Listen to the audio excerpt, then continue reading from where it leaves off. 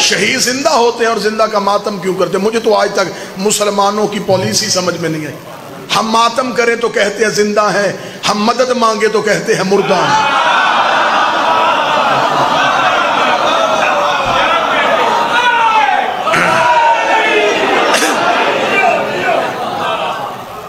اگر ہم کہیں کہ یہ زندہ ہیں تو پھر کہتے ہیں کہ نہیں جی مدد مانگتے ہو یہ تو مردہ ہے.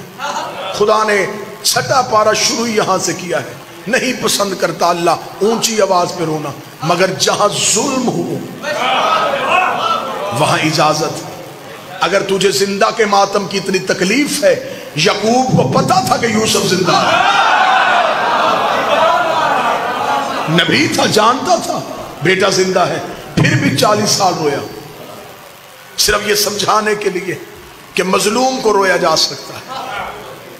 آج ہمیں بندے کہتے ہیں علم سے شفا کیسے مانگ لیتے ہو، کپڑا شفا کیسے دیتا ہے. کاش تو نے قرآن پڑھا ہوتا.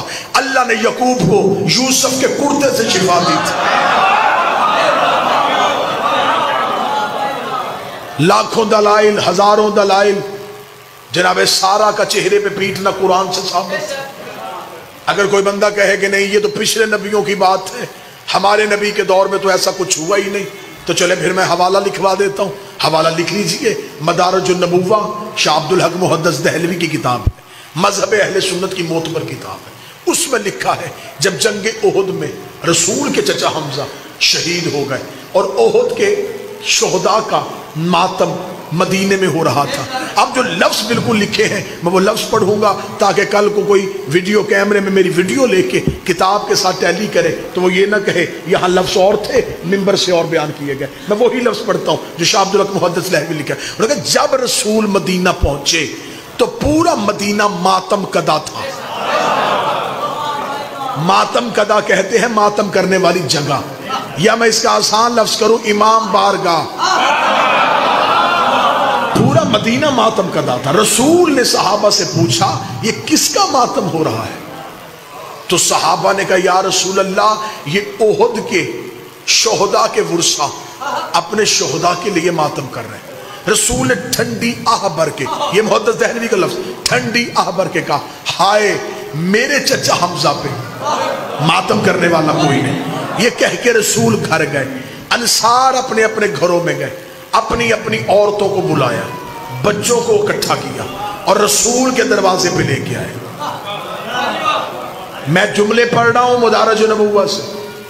انصار صحابہ اپنی عورتوں کو لے کے رسول کے دروازے پہ آئے. پہلی ماتمی سنگت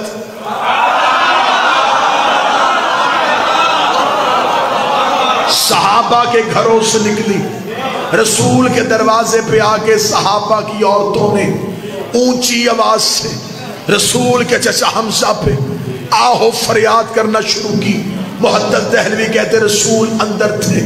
رسول نے پوچھا یہ میرے دروازے پہ کون رو رہا ہے؟ بتایا گیا یا رسول اللہ یہ انصار کی عورتیں اپنے گھروں کو چھوڑ کے آپ کے چچا حمزہ کا ماتم کرنے کے لیے آئی ہیں. جملے محدث کے نہ ہو میں گردن کا لہو دوں گا. شاہ عبد الحق کہتا ہے رسول نے مصلی پہ دعا کی ہاتھ بلند کر کہا میرے اللہ جو میرے چچا کو رونے کے لیے انہیں بھی بخش دے، ان کی اولاد کو بھی بخش دے، ان کی اولاد کو بھی بخش دے، انہیں بھی بخش، ان کی اولاد کو بھی بخش، ان کی اولاد کو بخش. ہر عبادت ایک نسل بچاتی ہے، حسین کا ماتم 3 نسلیں بخشوا دیتی. سنی کتاب سے دلیل. ایک اور دلیل سن لو جلدی جلدی. اب ایسے کرنی کو خبر ہے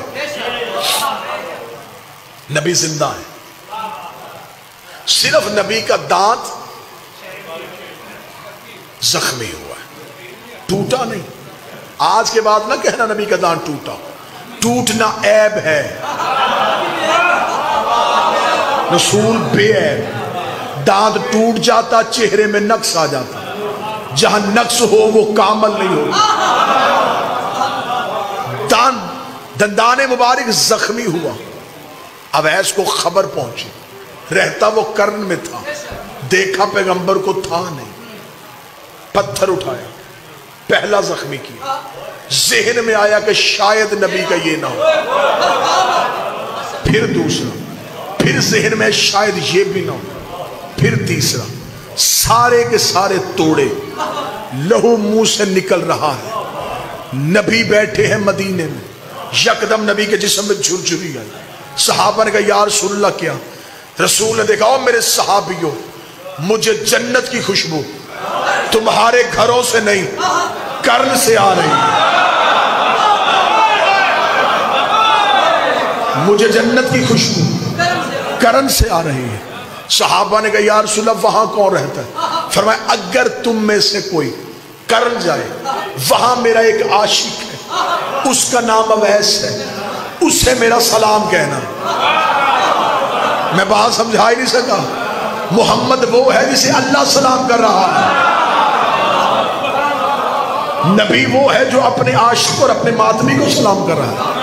نبی نے کسی صحابی سے نہیں کہا کہ جلدی جاؤ تیز رفتار گھوڑا لے کے جاؤ اویس کو گرفتار کرو، گرفتار کر کے لاؤ، میں زندہ تھا۔ اس نے زندہ کی یاد میں ماتم کیوں کیا؟ نبی نے کہا اسے جا کے خوشخبری دو کہ تمہیں نبی سلام کہہ رہا ہے۔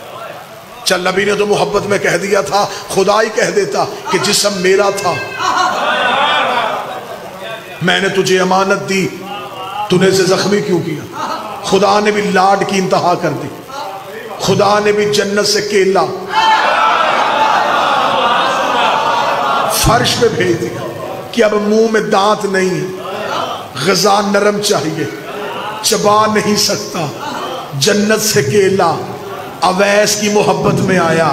پھر تو مولوی کو مان لینا چاہیے نا، عشق میں ماتم کرو، لنگر کے انتظام خدا کرتا ہے۔